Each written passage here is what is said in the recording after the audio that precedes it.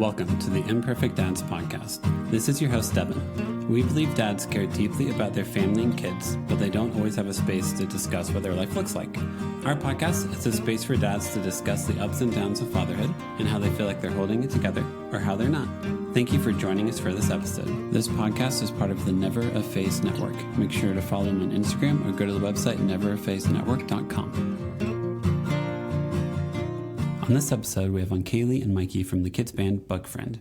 They recently released an album called Alphabops, where they made a song for every letter of the alphabet in all styles of music. You can find it anywhere you stream music. This interview was really fun. Kaylee and Mikey have a very similar weird sense of humor as I do, and it was really easy to talk to them. We talked about having 2 kids, minivan decisions, being considered a geriatric parent, getting married during COVID, Kaylee's job as an event planner, the story of Kaylee performing all of Tapestry by Carole King, and the differences between performing kids' music and music for adults. And also just like one more thing. Dad, just start the episode. So, yeah. Anyway, let's start out with a really simple question. How many kids do you have? Ages? All that good stuff. Oh, God. Oh, come on.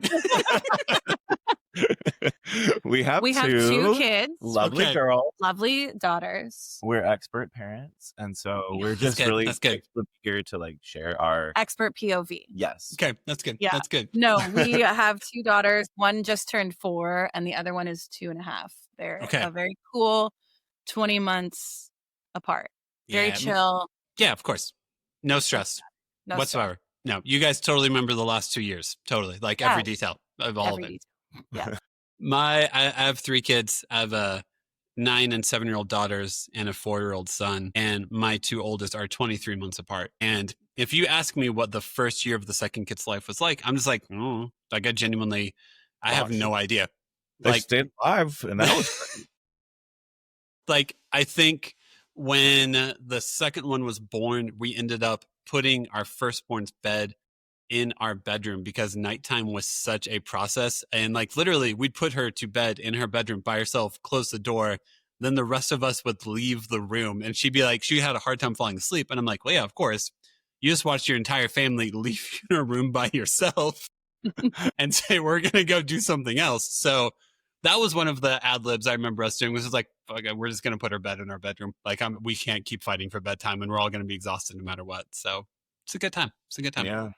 I feel like that second kid ends up like learning how to sleep by themselves better, because you're not all like, you don't have the time to be like so. Yeah, with our first kid, we were so like precious about it. Yes. She only slept in a travel bassinet. Mm-hmm. One person would lay on the edge of the bed and like rock it all night long. And the second baby is just like, all right, good night. I'm good. That's it.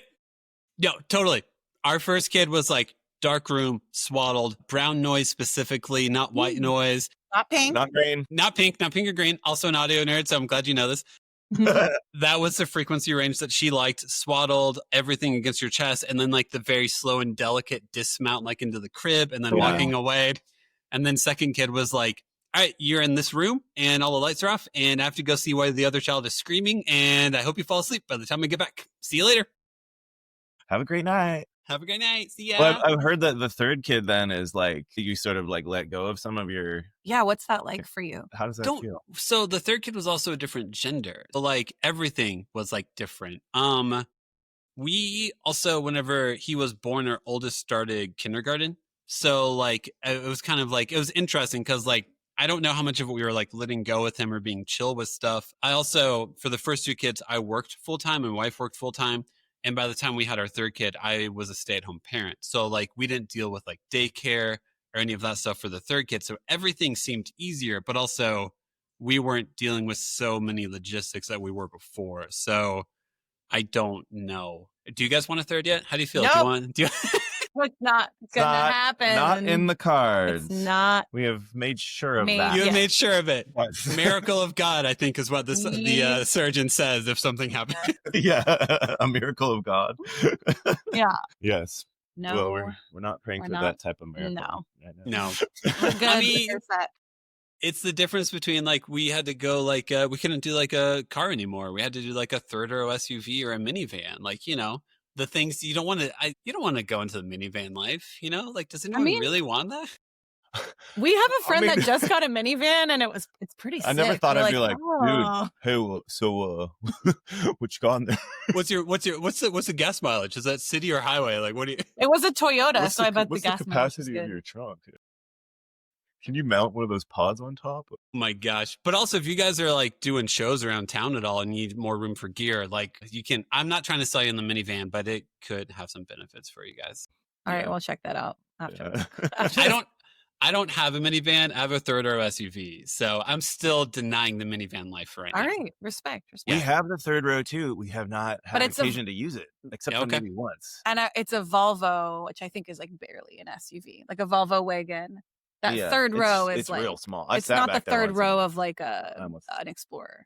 No, it's like a third row for a child under 12. Yeah, there's no legroom. There's no legroom back in that third row. I'm 6'4", and like if it was like Devin goes in the third row, I'd be like, oh no, that's not. I'm gonna walk. I'm gonna get an Uber. That'll be fine instead. Okay, so no third kid. That's fair. That makes sense. Yeah, I mean, I don't know. It's a lot. I'm not gonna act like it isn't. Yeah. I'm like, I feel kind of like old a little bit. You know what I mean? Like, I don't know if it's just the current ages of our kids making me feel old, but I'm like, I don't know. We're older. We're older parents. Sometimes, we go to the park and I'm like, oh, why are these teens here? And then we realize these are the 27-year-olds. They're not teens. No, they're not. Kids. Yeah. You don't have to divulge your age, but how old are you? Now I have to ask. If you think you're older, if you think you're an older parent, how old are you? I'm 47. No, Okay. you're not. Am I not? I'm 46. I think you're 46. Yeah, I think I'm 46. So I'm so old, I don't even know how old I am. 7. The audience can do the math. He was born in 1979. 1979. So you're 55 years old. Yeah. He's really on that cusp of starting my career. Ready to move on my own. We're on the cusp of Gen X and millennial. Yes. Well, really? I thought like 81 was like when millennial, the time frame started. Yes, but you don't really, you could speak for yourself, but you don't really identify as Gen X. I feel like I'm in I'm an in-betweener. They did invent like a name for it, like millennial or something. I feel Zennial. Yeah, I think that's it. Yeah, I don't know. It's one of those words that you just read and you never say out loud to people because you're embarrassed to talk about it. I think I'm one of those. I'm a geriatric mother, or I had a geriatric. Let me make this transition really quick. Talk about me. I am not as old as my husband. Okay, but you're over 35. But I was over 35 when I had my children. And in the state of Washington, we call it advanced maternal age. Okay. Geriatric pregnancy, which is, I think, also how it is referred to, which is it is so kind and generous. It's so kind. It's so kind. Yes. No, we had our third kid whenever my wife, I think, was 33, almost 34. And it was always hilarious to think of, like, if you're a year older, you would have had to do so many more scans, like so many more tests and all that, because medically you're technically geriatric in like the prime physical health of your life. Yeah. So I don't. Yeah. I don't get it. Yep. Anyways, so I think that part of our age is what has determined our. Yeah, of course. We don't want to have, and I only ever saw 2 kids. I only ever envisioned myself having 2. I never thought about 3. But I think if we were, 27. Yeah. Millionaires. And millionaires. Yeah. About having a third kid. But here we are. We love our kids. Here you are. That's great. We're so grateful. They're happy. They're healthy. They're funny. They're smart. Awesome. They're cool. What like phase of life are they in? Like whenever they play, like what type of games do they play? Are they big into like dress up and storytelling right now? Yes. Huge. Yeah. Dress up, storytelling, fighting over sporks and things like that. Oh, yeah. Everything. Yeah. And they're into like sister on sister violence. Violence. Yeah. Very unreported crimes. Very underreported. Totally. They really like reading too. They get into their books and they'll actually sit there for a while and just read. And that's very nice. Or if they're playing together without yelling at each other, then we're just like back away slowly. Yeah. Oh, you don't mess with it. Sometimes at our house, it'll be like 7 p.m. and all 3 kids are in a good mood and enjoying each other. And then we're like, we should really be starting bedtime. But then you look at each other and you're like, but we've been waiting for this moment the entire day, in which they act like they like each other and entertain each other the entire time. Is there something about that because we've noticed that it's like post-bath, pre-bed, where they will be in their room and not trying to kill each other. Yeah. And it's like this very special. Is it because they're so worn down that they're like done I don't know. fighting each other, or like I don't know. the science behind it? Because we have that same experience too. I imagine they know I'm about to come in and say, all right, let's do bedtime. And Yeah. there's like, they've even though I've never specifically stated, hey, it's great when you guys play well together. You can stay up later. I've never said that phrase to them. I'm not going to let them know that's an option. But for some reason, it's like they just intuitively know, like, hey, if we're nice to each other and we aren't fighting, our parents let us stay up later. Yeah. It's just ingrained in them somehow. That's the science. Yeah. I guess. Well, yeah, when they start screaming, you're like, all right, it's bedtime. Yeah. And there's like always the line of like, you want to cut it off like before 7:30, because I feel like at 7:31, then they start fighting. And I'm like, I don't know why. There's like some fine tuning of how to wrap it up before it gets to be bad. And I still don't feel like I know what time that is. Because it's like sometimes 7:31, they're screaming at each other. Sometimes 8 p.m. they're still good. So I'm like, I don't know. I just want to not be responsible for something for like 30 minutes. That's fine. Can I do that? Word. I feel like the one thing that I found is that it's just all of it is unpredictable. You know, you think you got it all figured out, and then it's like, oh no, it's totally different. You know, I feel like in the infant stage, it was like every 3 days it would be completely different. You know, and then like it got a little bit longer. You know what I mean? But it's still going to be changing all the time. Yep. My favorite example of that is comfort techniques. Because I feel like my firstborn, all the comfort techniques were one way. And then I tried them for the second kid, and that kid hated every comfort technique that I created. And then the third kid hated both of the style of comfort techniques. So like every day was just like a destruction of my ego and being like, I'm going to make things better and making everything worse. Yeah. Very much. Quite spiritual, really. Yeah. I mean, it kind of Beginner's is. mind, impermanence. Yeah. What is anything? Can anyone really predict anything that happens in their day? The answer is not really. What book series are they into? Though they love Peter Rabbit and all of like Beatrix Potter, all of her stuff, which is great. And like written for another time period. Very much Some of the words were like, what is a...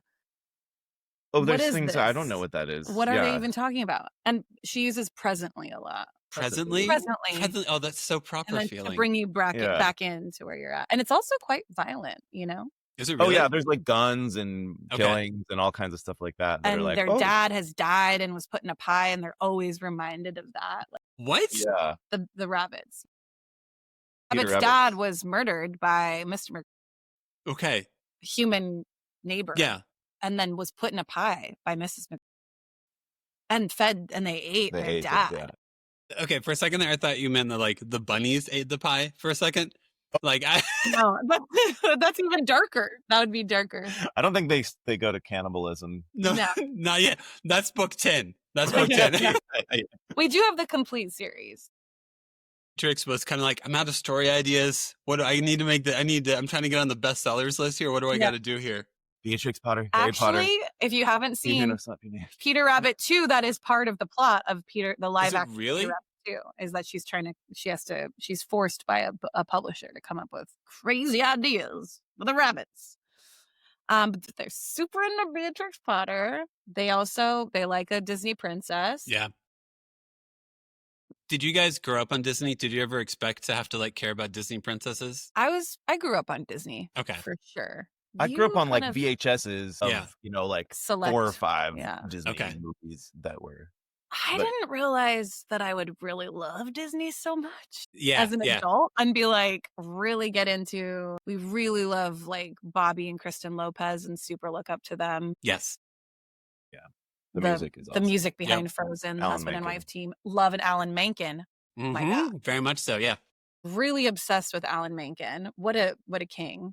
I'm surprised at how Disney Plus forward we are as parents. I know, it was kind of terrifying like a couple of weeks ago, like, when it sort of became political issue, we were like, oh no, what are we same we cut so much. I was like, I love Jimmy Kimmel, but I love my sanity. Thank you for restoring Jimmy Kimmel. Now on to other news. Yes. I mean, we love a Disney Plus. We love a PBS too, though. You know, we love a Molly of Denali. May really likes Molly of Denali. It's newer, but it's very cool. Yeah, it's not even that new, but I think yeah. they've got like 20 seasons of Molly of Denali. Wait, really? Maybe 12. That's still a lot. Love a Molly of Denali. We are a house divided about Daniel Tiger. Really? I don't like Tiger. Why not?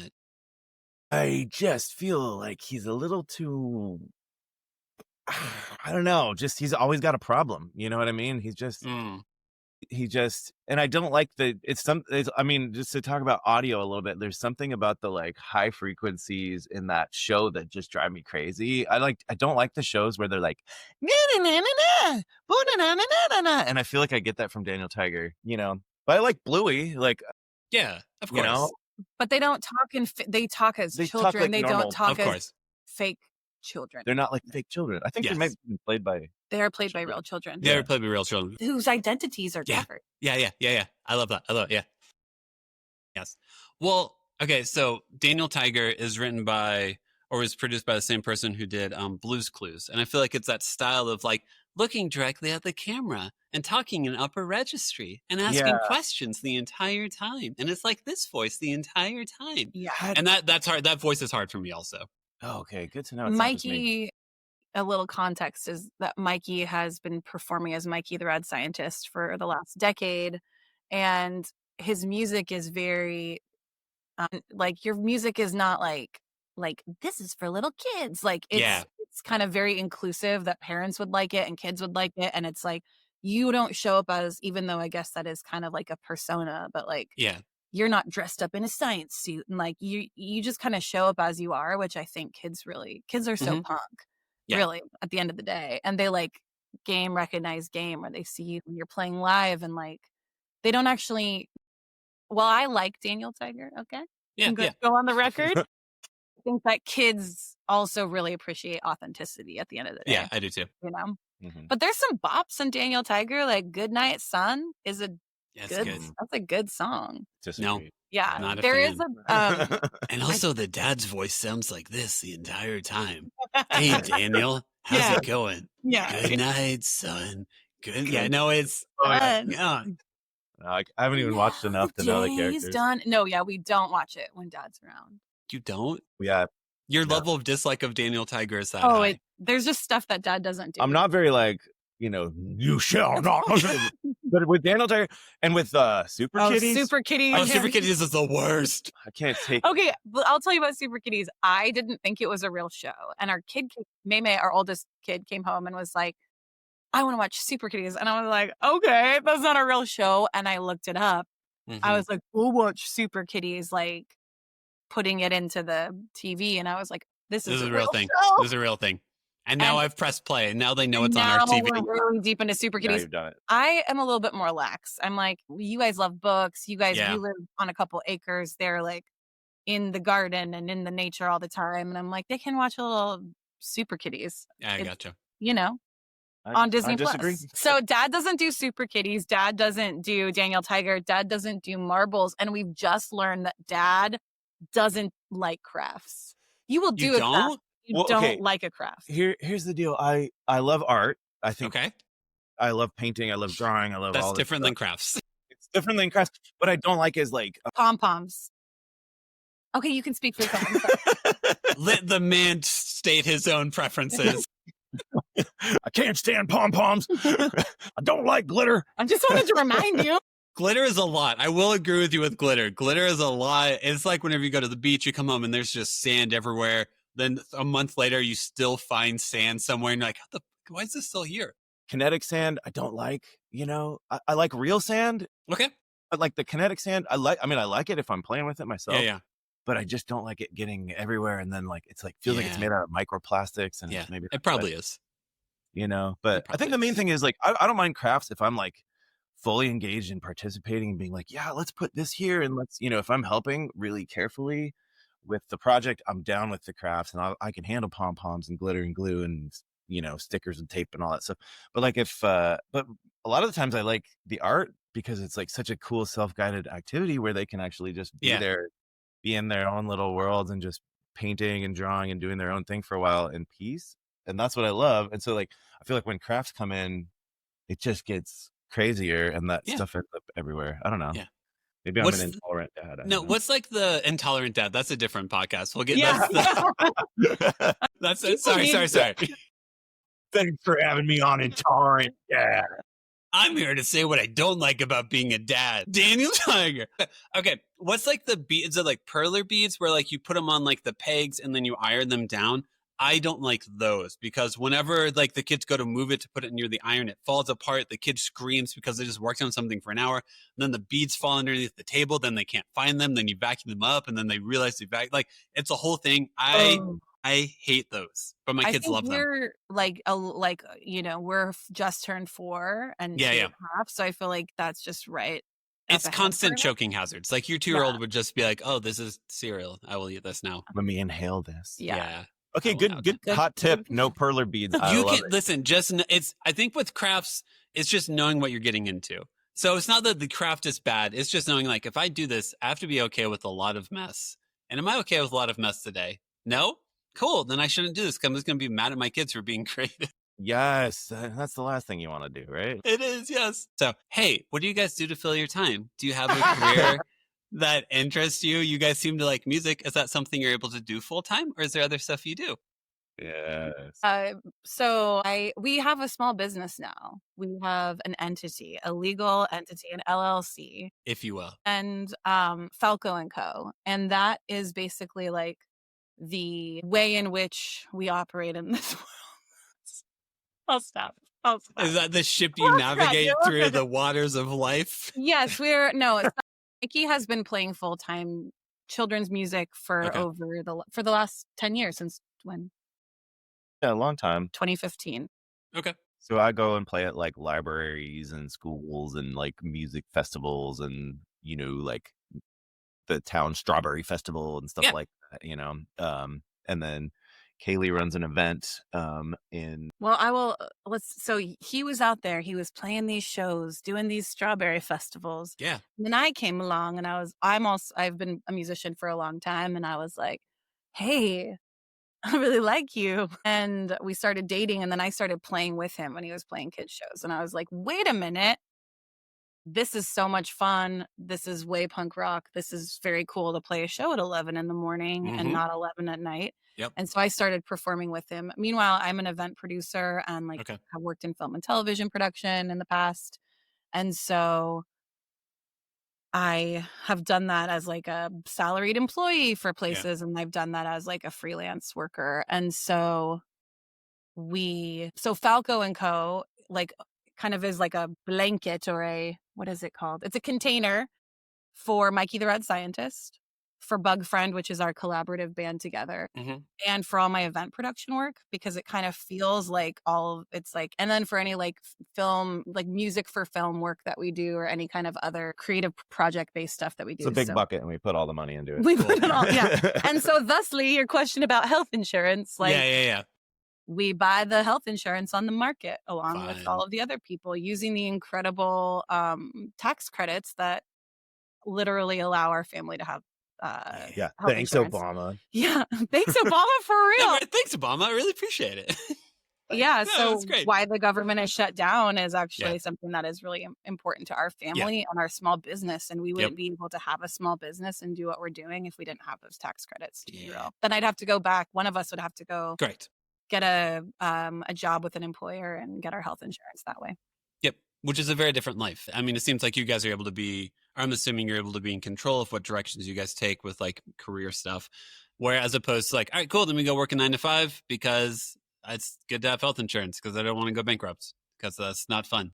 Yeah. We call when we were like shopping for our house, we were like, everybody we talked to, we were like, are you going to get your house? We're like, oh, well, fingers crossed, our fingers are crossed. And like, I feel like our whole life is like, kind of like a little bit fingers crossed, like, with a little bit of faith and stuff that things are going to work out. But, we said that so much that they like, my friend Toby was like, oh, we're going to call your house Fingers Crossing, which sounds very like Game of Thrones or whatever, Fingers Crossing. So we still call it Fingers Crossing. And actually the like record label that all of our releases are coming out of is called Fingers Crossing. Really? That's cool. Do you guys have your own record? And I was just gonna say, do you guys have your own record label, or did you guys start your own record label to in a sense, filter stuff through? Yeah. You just call it a record label. You could just call it. I understand. Yeah, it's not that. No, I studied music business stuff, so I'm like, record labels aren't when they used to be. Like, if you got like, you guys are probably funding your own music career anyway, so you guys can call yourselves your own record label, because record labels anymore are more just about helping you publicize it and funding it, kind of. Yes. Yes. I mean, if there are any record executives that are listening, we're absolutely super stoked to work with you. Also, people that work on Daniel Tiger. Love you, Fred Rogers. Yes. Super Kitties, we'd love it. Love it. Any patrons of the arts? Yes. We're open. Patrons. We're open. Our small business is still open to patrons. We're open for being patronized. But yeah, one of my, we don't have a 9 to 5. Like, one of my main clients is a large scale health and wellness event that happens in Florida, and I'm the senior producer of that. And so, I have a lot more flexibility than most people, like when on that event, or as other, events pop up that it takes a lot of my time and energy and focus. And so we kind of do go through waves of waves. Just, I don't know. Waves of mom being available or mom not being available, or creative partner being available or not being available. When that happens, do you ever have to like go spend the week in Florida to make sure all the stuff for the event is going all right? Everyone comes with me. Really? Oh, cool. Whole family goes to Beach. West Palm Beach, Florida, November. And you guys are in Seattle, right? We live outside of Seattle. Cool. Yeah, Cool. Outside. And last year we went not only to Florida, but then to Mexico, which was, I feel super lucky to be able to bring them on jobs. And while some people don't necessarily want to go on the job with mom every time, it is also super cool. Well, Palm Beach, Florida isn't exactly designed for toddlers. It's not? No, I've never been, so I don't actually know. Toddlers are really, it's don't bring your toddler. Okay. I mean, there's like, if you like Gucci or like Prada or like investment property. I think that requires more money than I have to have an investment property. I can invest $5 in this property. You're not interested? All right, then conversation's over. Good to know. It wasn't very walkable, and we weren't like staying on site, and so like where the event was happening. But whereas Mexico was an all-inclusive resort, and that had a Waldorf school on the property. What? So our kids went to like Waldorf care during the day for some of the days once we figured it out. But that was cool. I was like, wish every job could be at an all-inclusive resort on the beach in the jungle with a Waldorf school. And it was like a hippie all-inclusive resort, so it had like organic. It was all vegan smoothies every day. How did you find this resort? That sounds amazing. I didn't find it, but I went to it and I loved it. Yeah. So that's our jobs. Did you guys had to get passports for your kids? How was that? So we did passports for our kids, and making our youngest sit still for the picture was hilarious, because he would just like do this really big grin smile, and they'd be like, turn your head to the right, and he doesn't know what that means, so he would just kind of like do this in a different direction. So I'd have to like walk up and move his head, and then I would move my hands away, and then they'd try to take the picture, and then it wouldn't work. How was your experience of doing the passport photos? I remember Anna, our youngest, was just like a year and a half when we took the pictures. Flawless. A beautiful passport photo. I almost would show you. Like, it's beautiful. May was like just turned 3, 2-ish, just turning 3-ish. And she didn't understand look up, like how to look up, like what that meant. And so like hers, she has this like kind of like attitude. I'm trying to follow the direction. But it's like, it looks like she's giving attitude, or she's like stoned. Because she's like, she raised her eyebrows to do look up. Trying so hard. Both very cute in their own ways. But yeah. We got to go to the courthouse for that. Yeah. It was kind of a fun journey. Yeah.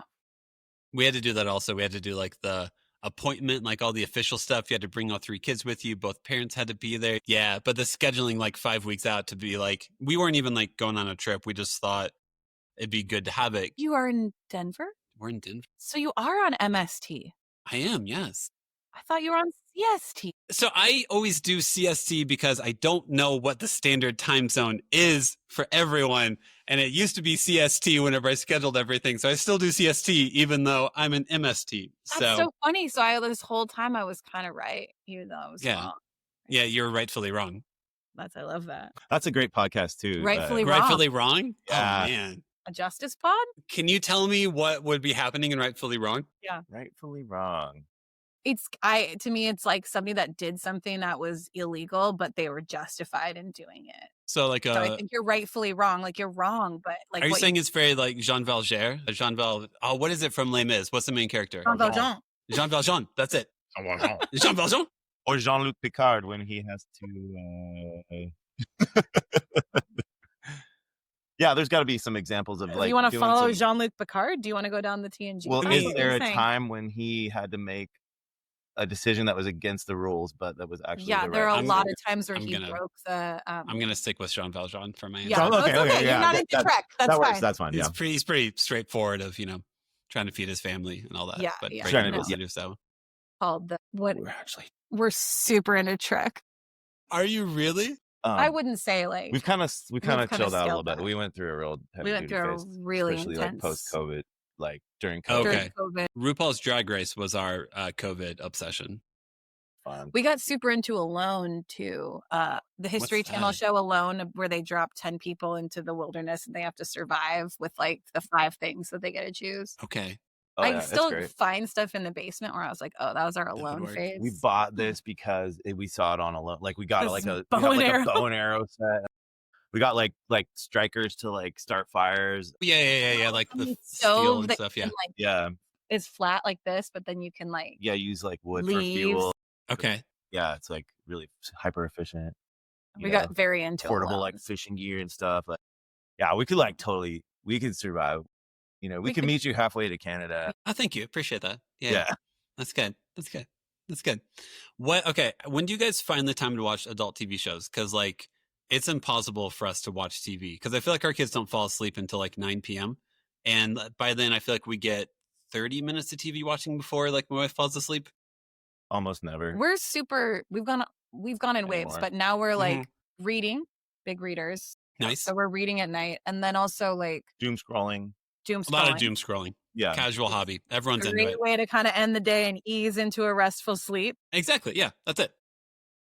And we have done a lot this last year. So like we did this show called Cole Does King. I'm Kaylee Cole and she's also like she's a great singer and had like the whole like life as a singer named Kaylee Cole, who everybody loves, especially sailors for some reason. Oh yeah, she's really what? Do you see shanties? No. Are you a siren? Is that what you're trying to tell me? He's a siren for sure.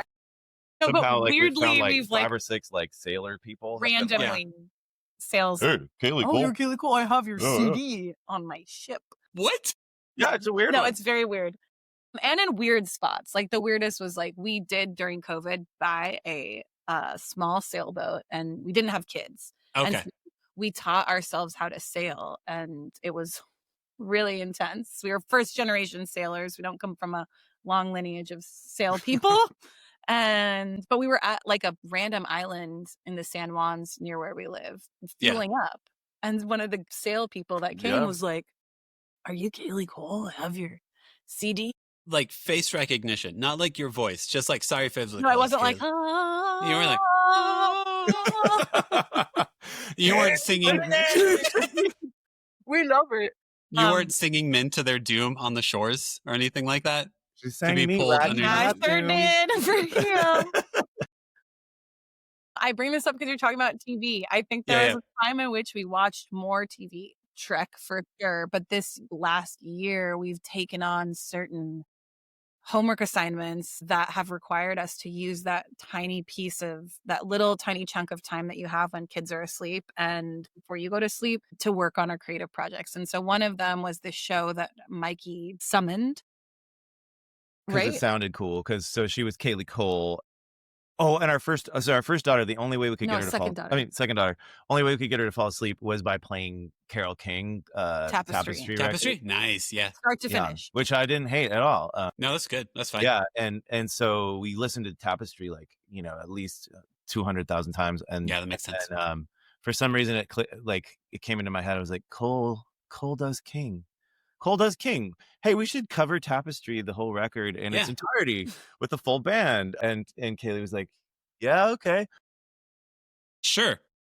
So we learned Tapestry for months and months and months and months, and then got our buddies and some really great musicians to put it on for one night at the Triple at a beautiful venue, and it was super intense, but what it did, learning Tapestry from start to finish. And Mikey played bass, and so there was just nights where I was sitting at the piano and Mikey is on the bass and the white noise is blasting upstairs, and we're just I'm in a robe, and we're it was almost comical how intense that was, that period of time gearing up for the show. It's when you don't want to approach creative projects with okay, fine, I'll do it. Can we just talk about Tapestry is such a chill, heartwarming album. The thought of angrily playing Home Again. I do feel that earth move under my feet. You're a kid. It was really intense because also I hadn't played a Kaylee Cole show since right before COVID. So it'd been 5 years since I'd played a show of my own. And then it was at a venue. It was a 300 cap venue. Oh, yeah. So it was kind of a, hard launch. And then we had an incredible band of friends that play with the Indigo Girls. Cool. Brother who's in a band called The Head and the Heart, and just a dude from the Budos band. We had an all-star cast of characters who are very incredible full-time professional musicians. And so I was I gotta do good for them too. Of course, lead this band and lead this show and not just fake it. And so, which is for me, I've always kind of floated by on my charm and my good looks and my inherent gifts, but I'm not much of a practicer. Okay. And so it really stretched me. And Mikey's is an incredible multi-instrumentalist, and you're good at a practice. And you want to practice. Yeah. I have a big resistance to practicing. So it really, that whole experience this year, that was at the beginning of the year leading into the springtime, and it really stretched my concept of time. And just as a parent of 2 small kids, it's really easy to fall into there's no time. We have no time. And we did have time, and we really maximized that tiny chunk of time, and it really stretched us. It was really cool. And I think that since then we haven't really reverted back to TV. We filled That's that probably time. good. I understand what you're saying though. Once you realize what that hour can be used for and how can challenges you versus not that TV's bad, but it is a different energy. If I come down here and play guitar or something like that for an hour versus watch a TV show for an hour, it's a very different energy. So yeah, once you realize that you can use that hour in that way to then go back to watching TV and scrolling on your phone at the same time, it's I want to stay away from that. That's really easy. That's really comfortable. And I'm going to choose comfort pretty easily. So I should not easily choose it if I can. Also, performing for kids versus performing for a 300 person room of an album that everyone actually knows. That's a very different, everything about that is different. Because granted, if you played me a kid song, I'm like, oh, that's fun. But if you're hey, I'm getting our first dance song was Home Again by Carole King. For your wedding? Yeah. Because we did long distance for 2 years. If you guys played Home Again right now, I would have a standard that I wanted. You that's not the right tempo. Hey, you gotta. That wasn't the correct piano fill. No, I would. Yeah, I would overanalyze every detail of that. Whereas, if you play a Daniel Tiger song, I'd be like, cool. Yeah. Good job. Oh, I love that was your first awesome. song. That's such a great beautiful first song. Okay, I'm gonna ask you this. What was your first dance song at your guys' wedding or ceremony? We got married in peak of COVID. Still, we got married at a courthouse. We got married in a courthouse, and I was courthouse wedding with no party. Very pregnant. Oh, okay. We kind of had we had a few people over, but we didn't do the whole wedding. Now that makes sense. Yeah, because you don't want to potentially kill any of your friends and family with a disease. So that's fair. Exactly. We got engaged in like at the end of 2020. So still deep COVID 2020. Yeah. We celebrated that engagement by getting pregnant pretty quickly Congrats. after that. Yeah. And then we were like pregnant, and then we're like, it's still COVID, and like, what kind of wedding? And then finally, like 3 weeks before our oldest child was born, we're like, fuck it, let's just get married at the courthouse, which honestly was like really lovely. Like, really nice. Very lovely. So we didn't have a first dance. But we will. When we renew our vows. So we're so in love. We're still so in love. I love you guys. I really want you guys to plan a wedding ceremony. Are you guys 4 years into marriage now? 4 or 5 years into marriage? Yeah. So if you guys can go and plan a wedding ceremony so you guys can have your first dance just for that moment, that'd be great. That's because that's what you guys want to do right now, right? Is throw a party. As an event producer. You love planning events. Hey, we were thinking about using Home Again, actually. Actually, yeah. I can tell you from experience, solid first dance song. It's about 2 to 3 minutes. You don't really want longer than that to dance to. It's good. What would you choose, babe? Yeah, what would your first dance song be besides We Are the Champions? Yes! Maybe. Didn't you have one? I thought we had it. You Are So Beautiful. Joe Cocker version. Okay. I just imagine Mike singing that in your ear the entire time, and you've been like, please stop. You are ruining this moment. Stop. Please stop. We'll get back to you when we do our vow renewal. Thank you. Yeah. I'll make sure, just so you know, I'll figure out the licensing so I can be like an officiant in Seattle or Washington, so I can be in charge of it, just so you know. I'll do that. That feels great. Yeah, I figured that's what you guys were looking for. That's why you hadn't had it yet, is because you're looking for someone to lead the ceremony and the party. And you're just like, who wants to? No one says yes. No. No. Are you a member of the Universal Church of Life? Or I will be after this conversation. So that's Googling it on a side screen currently. Yes. My brother got like some sort of a online pastorhood. Did you really? I think it spans state lines too. I think okay, good. Okay. Yeah. For the universe. It's universal. Okay, that's universal. Yeah. Okay. Does that include, is that just this galaxy? Like if I meet aliens from a different galaxy, do you think I could marry them as well if I have that accreditation? Well, are they not within universe? Like, I mean, all the galaxies are in the universe, so I think so it'd be fine. I'm just sorry. It's just I'm new to this world of marrying aliens and the. Yeah, I mean, if we're talking like alternate universes, then you might have to get a different certification. Yeah, but maybe they don't have marriage in an alternate. Oh, that's true. Yeah, maybe that's just an earthly concept. It could be. Yeah, or this timeline. Oh no. I haven't made you guys talk about bug. Okay, is it bug friend or bug friends? Bug friend. Okay, why is it singular and not plural? Friend. Why can I not have more than one friend that's a bug? Because there's millions of bugs. Well, it's because it's like weird. I am bug friend. I am bug friend. And you can also say that. So when you guys as if you guys ever want to go solo, if you're like, hey, I need to do the show by myself, because if it's bug friends, you both have to be at the show every time, right? Yeah. So you have to, in case you guys need to go solo or go out on your own. Yeah. Bug friend. I don't know why. We didn't think about that. We both were like named Bug at some point in our life, though. We both were like, I taught at an outdoor school in California for a couple years, and I was like, we all had nature names, and so mine was Bug. Gotcha. And then Kaylee was called Bug by her family. By my family, and then when I was like a camper, like at camp, like I was a camp kid, I was Bug. Yeah. So my parents called me Bug Friend too, Bug Friend. And so I think that's kind of where that we were both bugs, that we just and we were friends. And that we were friends. A friend of each other.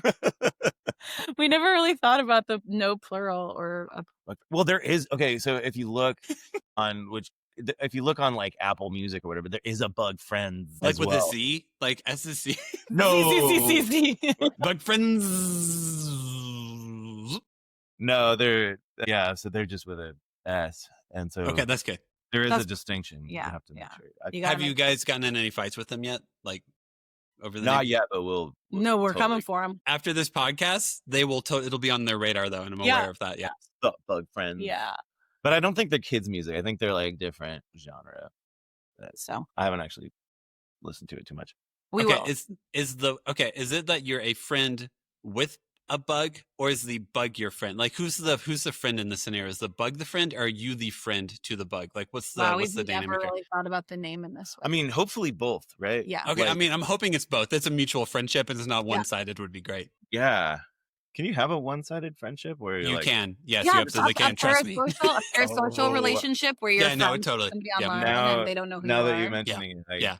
No, it's. I'm not saying I've been in part of one, but I think it can definitely happen. Yeah, no, me neither. I'm super normal. I've never totally. Yeah, I've never obsessed over a celebrity before, ever, never once. Never hit anybody up in their DMs. Never. You're my friend. I'm not lonely, but I won't be once you start responding to me. Thank you. Hello. Yeah. We had a song called "Only One Friend." We could sing it for you right now. Please do. Yeah, I want an impromptu acapella. Okay. Friend. We better pick a key though. Friend, only one friend. Friend, only one. Friend, only one friend. Friend, only one friend. I think I've interviewed a lot of musicians on this podcast, but I think that's the first performance we've had on this podcast. Yeah. So thank you. Thank you for being the first. Super welcome. Thank you. That came from COVID times. We recorded an incredible amount of a devastating amount of voice memos of songs just like that. And some of them ended up becoming kids' songs. And some of them just kind of lived only in the voice memo land. And like Mikey just There's a lot of them that are still in there that I'm like, this will have a use at some point. You know, like I use it as like as a mine in case like, you know, I need to write a song about something. I'm like, do I have anything that'll sort of fit? And I can go through there and like find stuff. And do you ever keep any of them as a reminder of like, this isn't a good song? Like as if like you want to delete it, but you're like, I'm going to think this again later. And I need to remind myself like, this isn't a good option. So don't do it. Those ones, no. I'm sure there's plenty of bad options. No, on our voice memos, there are some very bad options. Okay, yeah. Of course, it's a creative process. Is getting through like this is trash, but now it's out of my system, so let's go to the next one. Exactly. But those COVID jams like that had a different like everything. They were. We were drinking a lot. Yeah. This is no time to quit drinking, which is actually a really great, pretty good song. A pretty good drinking song. Can you make it a sea shanty for all the sailors? It fully is. It is already. Yes. We need to have Kaylee just do it. Yeah, for with my sailor. A bottle of wine. Yeah. Well, you don't have to drink the bottles just because you're holding them. We played a show once with my old band Curtains for You where it was like a beer fest and they gave us pitchers and pitchers of beer. They were ostensibly for us, but it was way too much for us. So we started pouring the beer off the stage into people's glasses. Nice. And it was one of my favorite shows that we ever played. It was just ridiculous, but it was totally illegal. And like, of course, we totally gotten in really big trouble for it. But we had so much fun. You didn't have what's like the licensing you have to be a server who can pour beer? The ABC or something like that? Alcohol permit or your license. Wow. No. Whenever the cops come for you after this episode, I'm really sorry for all the fines that are coming your way. Yeah, I know. We're just racking them up. For the 50 listeners. Anyway, but we love you guys. Thanks for listening. Thank you. Yeah, right. So much. Okay. I want to at least make you talk about Bug Friend a little bit before I wrap up. Tell me about it. What is Bug Friend besides Bug Friend singular? Yeah, so we're a band that has, 2 permanent members, and sometimes my brother will play drums, and sometimes our buddy John will play bass, and so we can kind of like expand or contract depending on whatever the show calls for. Yeah. But yeah, like Kaylee was saying, I've been Mikey the Rad Scientist for years, and but also wrote a whole bunch of songs that didn't really fit into that, science genre. So we sort of have used Bug Friend as a place to put all those other songs, plus all the songs that Kaylee writes, and to use as like a collab place for, being creative together. Yeah. And we just made an album that's all of the alphabet, like a song for every letter in the alphabet. Yeah. Which was a fun, crazy project, but we finished it and put it out, and we're super excited about. That's good though. Having it out there in the world and having people listen to it. Yeah. And, that's the story. I mean, I started singing with Mikey and doing Mikey the Rad Scientist shows, and it was like Mikey the Rad Scientist and the little crazy girl in the background. Oh, yeah. Like, and that girl. And her. Yeah, what's your like, character here? Yeah, and I still perform with him when I can. But Bug Friend really was like a place for some of the songs that I was writing and this alphabet project, and just another kind of outlet for us to create children's music. So that's the story. So that's it. That's it, yeah. When you do children's music, do you guys ever tour, or do you just stay like in Seattle area, play libraries, play festivals and all that? So far, just around here for the most part, but we'd love to tour. We'd love to come to Denver. Yeah, please do. Denver. Just we have a guest room. It's like around the corner. That's nice. Great. We love that. The week after you leave, I'll release a memo that says no more kids under 5. No more Never mind. Never mind. But it's a different world, because like if you're playing in the Head and the Heart or something like that, you do a tour, you play everywhere and stuff like that. But if you're kids music, it's like, what's like a library, what's a festival, what's a kid focused room or that people want to come hear kids music perform live. We are lucky to be in a community and have been in this community for like a long time before either of us were in children's music world, that puts on a couple of great festivals regionally, and they always have children's programming as a part of the festival. So like, that's cool. Like Timberfest is one that we play. We luckily get to play usually every year. And so we need to alternate between it being Mikey the Red Scientist playing or Bug Friend playing now. But that's a cool example of like children's programming being integrated into like an otherwise adult experience. And then, you know, libraries are so special and magical, and you can be playing for 5 kids and their parents, or you can play for 50 kids and their parents. It's kind of like, you never know what you're going to get with the library, but yeah, I mean, I like playing libraries. It's like, you know, the librarians do all of the promotion, and they all have their own like, you know, communities that are like used to coming there. So it just feels like going into like, you know, some like a nice teacher's classroom, and like, you know, they've got it sort of curated. And yeah, so it's always a good vibe, even in, you know, sometimes it's like she said, sometimes it's like, oh, there's no one here. There was a show this summer. There was a show. We brought we found a kid on the street. We found a family. Yeah, literally. But that was like an outlier. And that librarian didn't necessarily was promoted or anything. She didn't even come out, which was it was outside. She didn't. And they just stayed inside. Yeah, usually the librarians are like interactive. Do you think they were scared of bugs? Like maybe they thought you. We had our kids with us. We don't bring our kids to everything, but we were actually on our way to Timberfest. I think we were on our way to another festival, and so our kids were there. Which so now was we have like a built-in audience of 2 until they start hating us, which I haven't figured out when that's going to be. We don't know when that is. At 9, they still want my approval so far, so it's not. So I feel like around 11 is whenever I expect church. My oldest just to be like, "Go away. Your jokes aren't funny." So we've got about 6.5 more years. Okay, good. Yeah. But there was truly like, it was in a tiny rural town, and there was like something else happening in the town. So even the town, like an event somewhere else. I've played in that town before with like, it felt like a ghost. Hundreds of people have come to shows. Yes. But that day, it felt like a ghost town. And then we saw a family of 3 walking down the road, and we're like, "Hey, you guys want to come to a music show? Come on, we're really cool." And they were great. They were awesome, and they fully engaged. And it was like their 3 kids awesome. and our 2 kids, and we're like, all right, well, this is fun. This is the gig today. Here we go. Yeah. Still got paid. That's cool. That ain't bad. Yeah. I feel like a lot of times, like there's just, like those things just end up being the thing that was supposed to happen. You know what I mean? Yeah. Well, I mean, otherwise, I feel like you just get really bitter and cynical. Like, I feel like that's the other option. Like, to be like, I only played to my kids and a random family I saw. Like, you can get really mad about that, but I don't feel like that energy really helps me in any way. It's really easy to be angry, so I try not to be.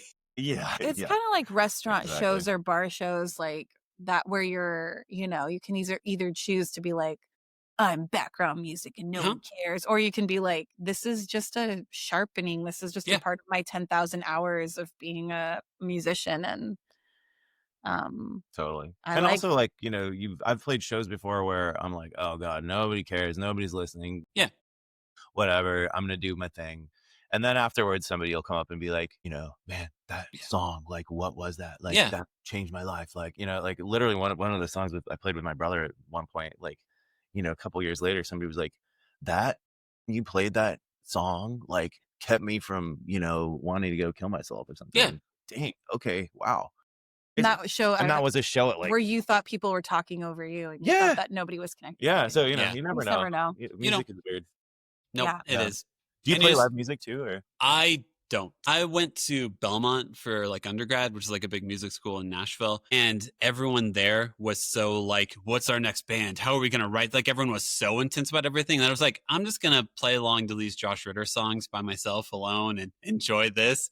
So, I mean, like I could, but it's a different energy. Like working the crowd, getting people involved and stuff like that is very, very different than just like strumming a guitar at home alone. So it makes me more nervous than energized to think about it. Doesn't mean I shouldn't do it and stretch myself in that way. But yeah, if right now you're like, go play a song in front of other people, my like perfectionist tendencies would show through too much. And it's not that fun for me. So I'll do that too. Especially when it's Yeah. adult. If I'm playing music for adults, Yeah. I'm like, well, I don't deserve to be here. And I Yeah.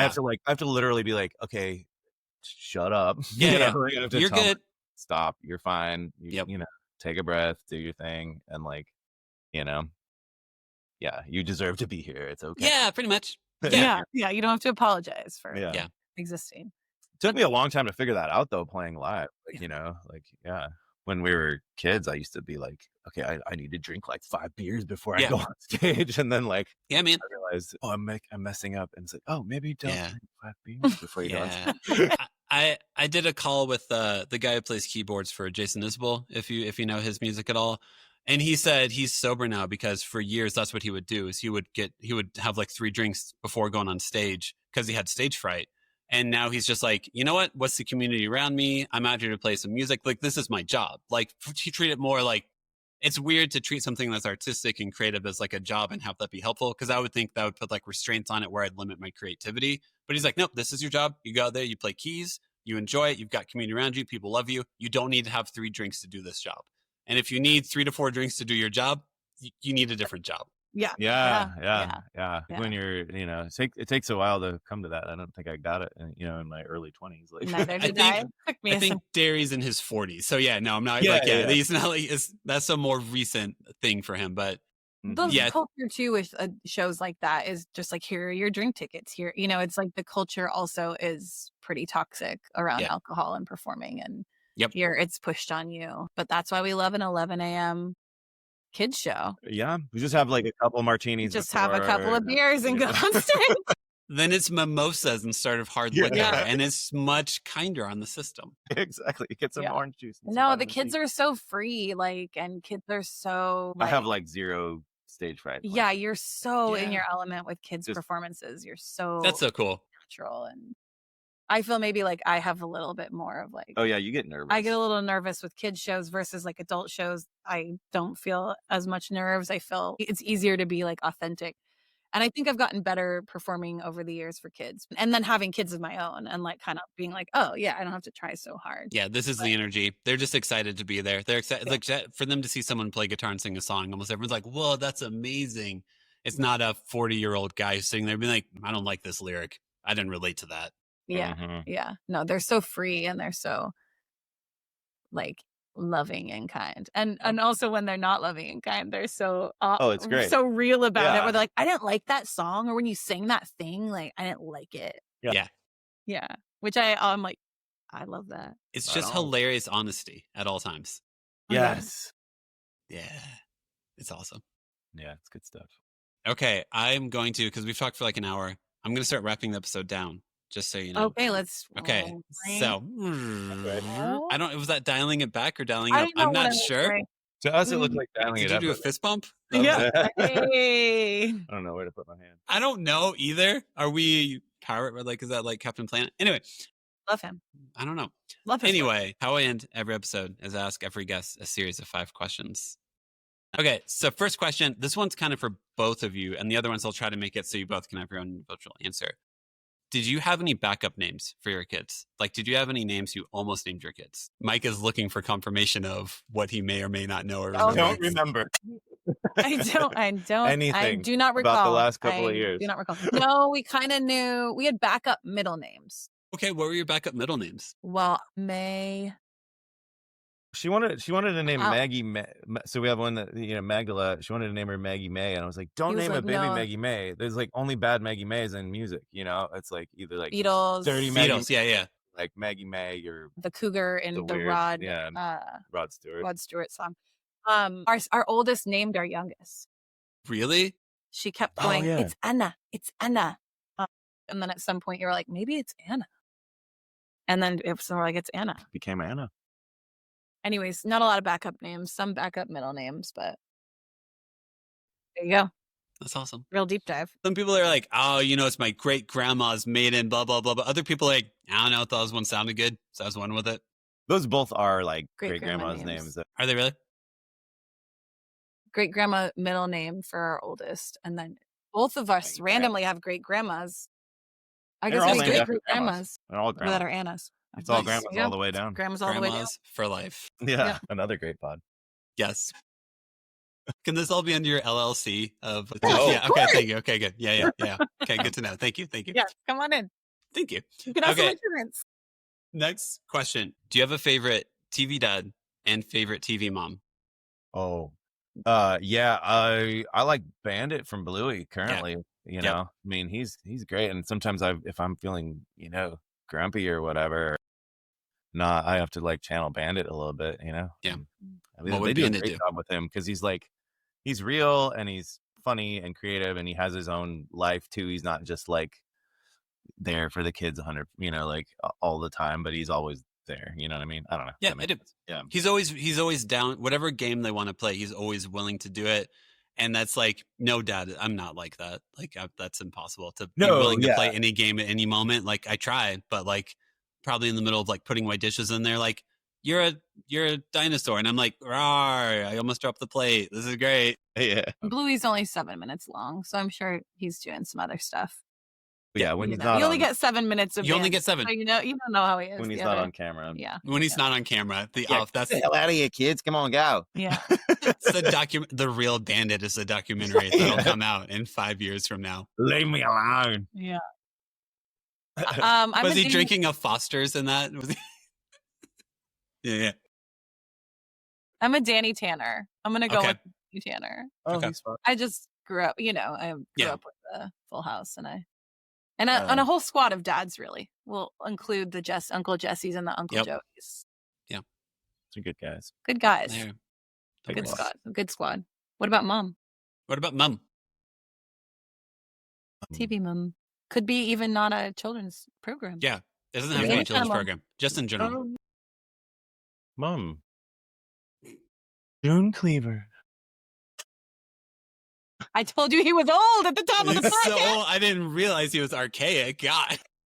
Oh, yes. It was Mabel Merriweather from the radio series. I'm glad you guys were both radio announcers in a past life. Apparently in the 20s, you were carnival barkers. Do you not have a mom? Favorite mom? I don't know. TV mom? No, it has to be TV, though? It can be movie. You can do movie as well. You can expand it. Fictional character, mother. I don't know. I'm drawing a blank.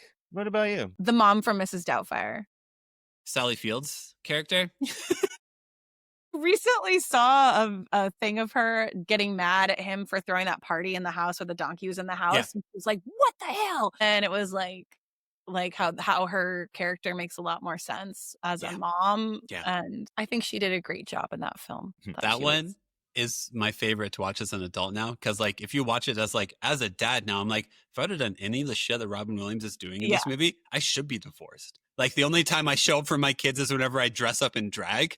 That's not that's not being a present father. It is, but I could have taken some better steps to get here. Yeah. It's problematic. And then stepmom alert, Julie Andrews' character in Sound of Music. Well, yeah. She becomes their stepmom. Does she?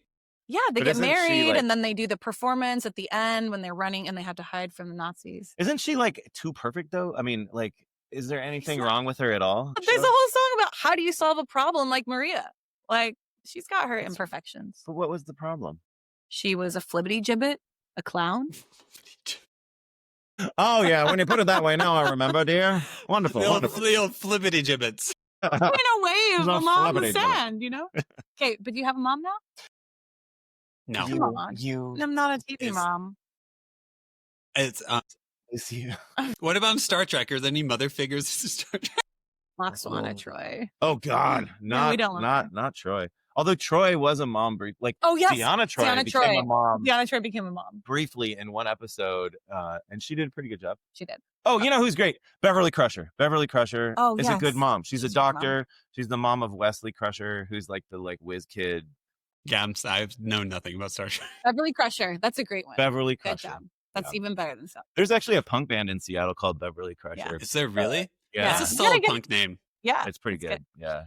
All right, next question. Next question. What's your go-to replacement curse word? Like if you want to curse, but you feel like you shouldn't. What do you say? I say fudge.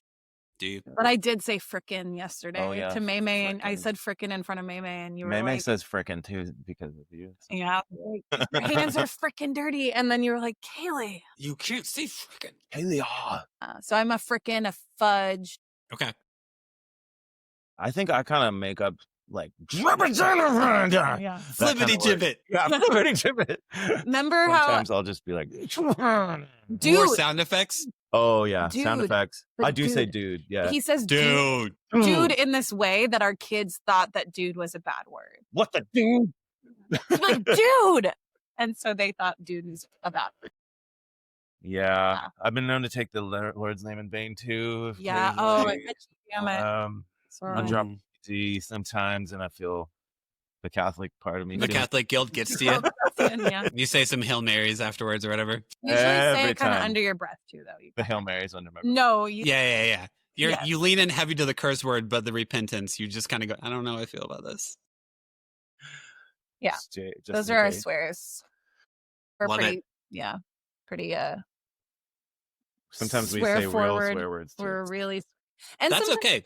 And not in a out of anger, out of just a lack of self-censorship.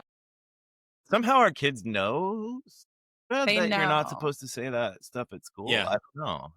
May May is starting to know. She knows. Yeah. Okay. Yeah. She knows the swear words, and she says you shouldn't say that. You shouldn't say that. Yeah. You shouldn't say stupid, and you shouldn't say idiot, which is in all of the Disney movies. It is used a ton, which is it must be so hard to create conflict in a child's story without making someone be mean or demonizing, because you have to make someone create conflict, and that's usually by doing things that aren't nice or polite. So you have to be like, this person's an idiot. Oh, that guy's a bad person. Got it. Yeah. That's what we know about that. Next question. Next question. Hey, what's your favorite kids toy or activity? What's something you really enjoy doing with your kids? Toy or activity? Kids toy activity. I love gardening with the kids. Do you? Yeah, when they're out there just they've kind of been gardening since they were baby infants, and so they're starting they're really good. May can identify, she's 4, but she knows all the plants in the garden. She knows what they are and which ones are not okay to mess with and which ones are good, and so she can be out there and just it's just really sensory and really beautiful. And Anna's a really good helper. Yeah, Anna's she's a good garden helper too. What about toy though? Do you have a toy? I like the just blocks and magnet tiles. Magnet tiles are awesome. Yeah. Things that you can just kind of create randomly with. Nice. I like they're fun. We're just getting into Barbie, pony, figurines, kind of that sort of imagination play. I like that. I like a chaotic craft. I like to set up a chaotic craft and then walk away from it. That's part of the reason why I don't like crafts. Wait a second. I set you up to fail no matter so bad. How many crafts there are, I'm always the one that you're always the one cleaning it. Yeah. I'm hey, I want to do a super fun craft, and then I'll get it going, and then I'll be like, see ya. Drop the glitter bomb. Maybe not a glitter. No, but I did buy glitter recently for her birthday, and then you were like, no. Outside only. Outside only. I put it up high, and she doesn't even know that we have it. She's going to listen to this pod. She is, yeah. She's our number 1 listener. I forgot to tell you. She's going to be like, that glitter? Stop being such a flippity gibbet. Give over the glitter. A frickin' flippity gibbety. I hope you say that in anger sometime soon, Mikey. I hope you just go, oh, frickin' flippity gibbety. Okay, last question. Do you want sincere or do you want silly? Which one do you want? Sample. Sure, but that then makes it 6 questions. we're okay with that if you are. Wow. And Okay, cool. 12 answers. Well, that's true. Yeah. And the audience clearly, I've been getting messages this whole time of like, we need 12 answers. They've been waiting. That's right. Okay. First question. You've kind of already answered this. What is your least favorite kids show? I know you said Daniel Tiger and Super Kitties. Is there anything else, or do you want that to be your answer? That's my final answer. Yeah. No. At first I couldn't stand Miss Rachel, but then I was like, oh, actually, I kind of like her. She's actually, okay. Like, you know what I mean? Once I got what she's doing, I was like, she's cool. Yeah. It's a real time and a place too, that one. And when you kind of got to tune into it, you know, I probably would like Daniel Tiger more if I like actually like watched it, but it's like if I'm putting on a show, it's because I have to go do the dishes or something, you know? Yeah. If I'm engaging in that show with them, then I can find something to enjoy. Different if I put a show on for my kids, because I'm like, hey, I'm going to go clean something and I'm tired of you guys uncleaning it as I clean it. I'm like, you guys watch whatever. If it entertains you, that's great. Versus like, I have to watch this too. That's going to be a different show. Totally. Yeah. That's my. I like them all. Even Super Kitties. Super Kitties is so bad. I like how much they like Super Kitties. Okay. That's a solid answer. Like, okay. Chaos in the air. Ugh. Super Kitties. I think. Just give me that cheese. Yeah, I think. Is it the best? No. I'm so glad you agree with me on that. Super Kitties hurts. It hurts to watch. I am sad that I put it into the TV thinking it wasn't a real show, because then we never would go down this path. Wait until your kids are older, because like at your kids' age, you can still be like, we don't have that show. Like that doesn't exist. My kids don't. My kids are too smart for that now. They'll be like, no, we want to watch Jessie. We want to watch these random old sitcom-y Disney shows. And I'm like, these all suck. And they're like, we know we have it. We have Disney Plus. And I'm like, flibbity gibbet. No, back in the Jimmy Kimmel crisis, we were like, maybe we should just get a DVD player. Yeah. And then this is all we have. Yeah. I don't know. They'll find ways though. They'll probably like figure out how to use the internet. They'll figure out how to use the interwebs, the World Wide Web. I guess I just don't really have a least favorite show. That's okay. You don't have to. That's fine. Okay, last question. What's like a moment of your kid's life you're excited to see them, like a moment you're excited to see them like experience or for them to be a part of? Like as you think of your girls getting older, is there any moment where like, man, that'd be really cool. I can't wait till they enter into this phase of life. I think like being able to go hiking and camping like is for real. Like like get some distance and get some, get out and set up somewhere really cool, seeing nature in like in the big way, like like you guys have in Denver, really close by, and we have lots of mountains here too. Yep. I want to take them to the mountains. I'm stoked for that. Yeah. They like camping as it is, but they haven't done they can't hike. No, we've all done like car camping and like going on a walk with them, and just like Anna at this point is like, yeah. So, I'm looking forward to that. What about you, Kaylee? I'm excited for them to play music. Yeah, or dance, or like do plays, or like Maggie just started doing. I'm dance excited class. To force them into piano lessons. I'm excited to make them. And violin. They're gonna be child stars. Yeah. Live vicariously through them is what I'm most hopeful for as they get older. Push them until something that's so pure and it becomes so unenjoyable. I'm excited to see them find their things, whatever their things are. And, they both like storytelling and they like performing and dancing, and they have sung with us on stage once in a while. That's cool. So cute. Or like when Maymay did harmony with us at that one show, and we're like, this? Man. Like, I'm excited to see them kind of discover what they're and go to their shows or their plays or their games. We have sports kids and we don't know what to do with them, but I'm just excited to see them kind of like become more themselves and then get to do their things, because they are really supportive right now of our things, seeing us perform and play, and like I'm excited to support them in that. Yeah. And it does feel so different, because when your kids are that young, it's like you kind of tell them what they like for a lot of it. It's not like your kids aren't choosing to go to a show that you guys play at a library. It's kind of like, you got to come. Whereas like, my older daughters are like getting into like Harry Potter and book series, and like my middle child likes soccer. And like, I'm like, oh, I think you're actually choosing this, as opposed to me telling you to choose this. And I'm like, oh, cool. That's like identity, personality. And I want this to be like a building block where you actually like know what you want out of your life, as opposed to me telling you what you want out of your life. Because I hate that responsibility of being like, you want this, right? And it's like, nah, I want them to be able to decide. I want them to be able to choose on their own. Absolutely. Yes. Yeah. And just to give them a like foundation of like, this is what I think is cool stuff. Yeah. Like, you know, maybe you like it too, or, you know, like, I don't know. Yep. Yeah. I agree. It's like, you guys will like the Talking Heads, right? Like you guys will enjoy this song, right? Okay, cool. I'm just going to keep listening to it and hope that one day you remember this song associated with me. So that'll be fun. I have been trying to like play all the, you know, like while they can't fight, I'm playing them all the Beatles and Talking Heads and all the Pogues and whatever, you know, all the stuff. I get it. Other thing, just a moment for self-promotion. If we want to find out more about your music, your Instagram, anything like that, like do some self-promotion, you know? I'll take it from here. Thank you. You can find Bug Friend, singular, not plural, on all of the places at Bug Friend Official. So that's on Instagram, we're Bug Friend Official, TikTok, we're Bug Friend Official, and our website is bugfriend.cool. COOL. And our debut album, Alphabops, is out now in all of the places where albums are. The YouTubes, the Spotify, the Apple iTunes, all of it. Deezer? What? Are you on Tidal? We're on Tidal. We're on Whoa! Deezer. We're on I always want to say Deezer. Deezer. No, we're not gonna say that. That's why I'm doing. Hey Mikey, do you want 2 CDs for free? Yeah.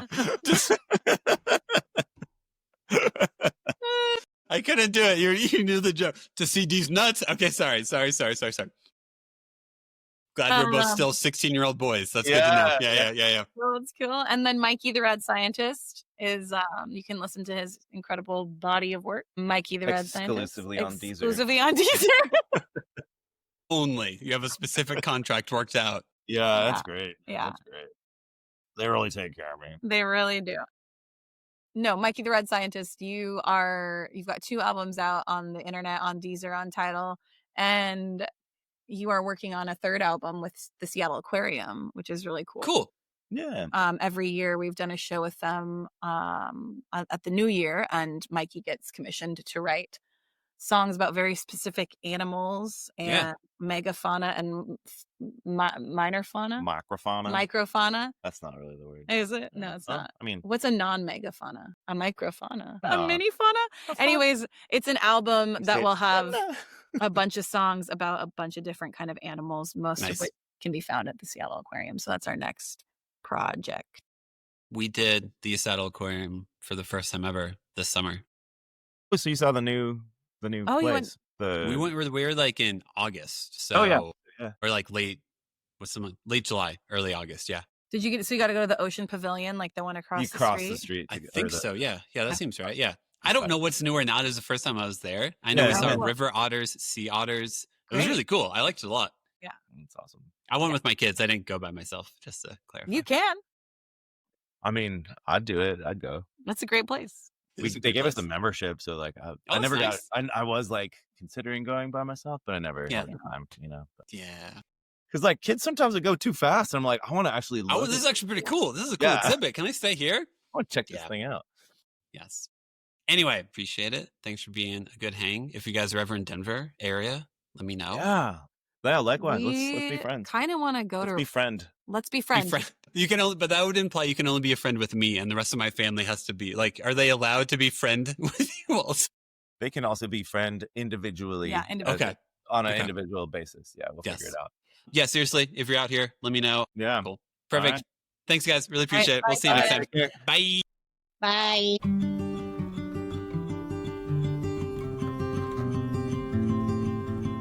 Thank you so much for listening to the episode. Make sure to follow us on Instagram, TikTok, and YouTube at the Imperfect Dads Podcast. And make sure to give us 5 stars wherever you listen to us. Music, editing, and production is all done by me. Make sure to tune in on Mondays and most Thursdays for new episodes. This podcast is part of the Never a Phase Network. Make sure to go to neveraphasenetwork.com to learn more about them.